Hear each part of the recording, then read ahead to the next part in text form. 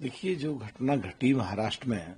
अजीत पवार जी के साथ, ऊपर वाला करे किसी के साथ भी ना हो, पर अगर घटना घटी है और उनके परिवार में से किसी को उनकी जगह लाया जा रहा है, तो राज्यसभा की सांसद भी हैं, तो परिपक्व लीडर भी हैं और उनको आज उनकी जगह डिप्टी चीफ मिनिस्टर बनाया जाएगा, तो महाराष्ट्र की जनता को, जिनको बहुत ज्यादा दुख और कष्ट है, कुछ ये होगा कि भाई चलिए, एक प्रकृति में और एक पार्टियों में और एक एनडीए में न्याय हुआ है और उनकी जगह उनकी पत्नी उप मुख्यमंत्री की शपथ लेंगी। तो ये एक माहौल में और महाराष्ट्र के लिए,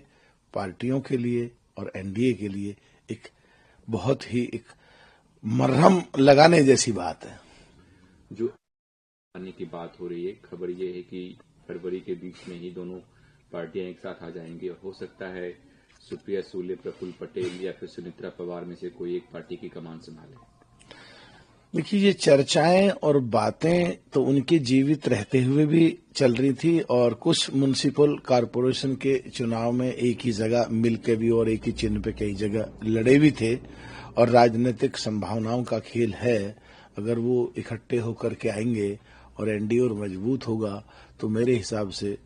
ये महाराष्ट्र के लिए, महाराष्ट्र की जनता के लिए अच्छा होगा। अजीत पवार के मौत के जांच शुरू कर दिया है इसकी। देखिए, इस तरह की घटना एक हिला देने वाली घटना थी। एक बहुत बड़ा पहाड़ टूटा पूरे महाराष्ट्र पे या पूरे देश पे, और ये घटना अगर घटी है तो कहाँ चूक हुई, क्या क्या कारण थे, क्या क्या तकनीकी चीजें थी, उस दिन मौसम कैसा था, तमाम पहलुओं पे जांच के लिए जिम्मेदारी सीआईडी को सौंपी गई है। रिपोर्ट बाहर आएगी तो सबके सामने हो जाएगी और आगे भविष्य में इस तरह की घटनाएं ना हो, उन पे भी फिर सावधानी बरती जाएगी। कल पूर्व उपराष्ट्रपति मोहम्मद गजनी जो था वो हिंदुस्तानी था, वो विदेशी आक्रांता नहीं था। कांग्रेस कह रही है, जो बीजेपी कांग्रेस को बदनाम कर रही है, कांग्रेस के साथ उनका नाम जोड़ रही है, वो तो कांग्रेस के कभी मेंबर रहे ही नहीं। ऐसे में बस कांग्रेस को बदनाम किया जा रहा है। अगर हामिद अंसारी कांग्रेस के मेंबर हैं, अगर बीजेपी को ऐसा लगता है, तो अभी जो वर्तमान में उपराष्ट्रपति हैं, क्या वो भी मेंबर हैं बीजेपी के? देखिए, मुझे ऐसा लगता है कि माना कांग्रेस हर जगह हार जाती है, प्रदेशों में भी और देश में भी, और काफी दिन से सत्ता से बाहर है, और ये लोग कहीं ना कहीं टेलीविजन पे दिखने के भूखे हैं और इस तरह के बयान, चाहे मणिशंकर अय्यर साहब हो पाकिस्तान हिंदुस्तान के युद्ध के समय, चाहे जयराम रमेश हो पाकिस्तान और हिंदुस्तान के युद्ध के समय, चाहे पिछले दिनों पृथ्वीराज चौहान हो जो पाकिस्तान हिंदुस्तान के युद्ध के बारे में बयान दिए, अब हामिद अंसारी साहब ने। हामिद अंसारी साहब का एक अच्छा परिवार रहा। उनका आजादी के समय जम्मू कश्मीर के जो लेने की जब बात थी तो उस समय के युद्ध में भी उनके परिवार का योगदान रहा, पर पता नहीं हो क्या गया इनको।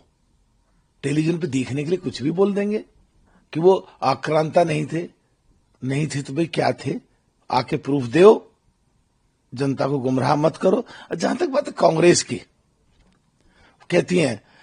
कि जो उपराष्ट्रपति हैं अभी वो फिर बीजेपी के हैं। अरे इतना भी समझ नहीं है कि चुनाव के समय जो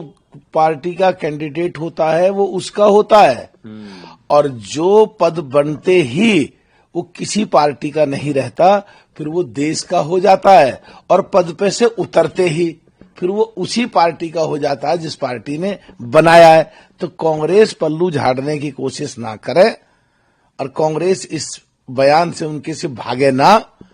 और यह तो ये कहे कि आज के बाद कांग्रेस पार्टी से उनका कोई लेना देना नहीं है, या माफी मांगे उन्होंने जो गलत बयान दिया, या सिद्ध करे कि जो वो कह रहे हैं वो सही कह रहे हैं। तो कांग्रेस में तो परंपरा हो रही है, कोई कुछ भी बोल देता आगे जो देश के खिलाफ जाए। कमाल की बात है। सर, भारत की फाइनेंशियल हिस्ट्री में ये दूसरा बार होगा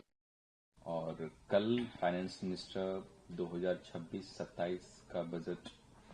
संसद में टेबल करेंगे। कैसे देख रहे हैं आप, क्या उम्मीद कर रहे हैं?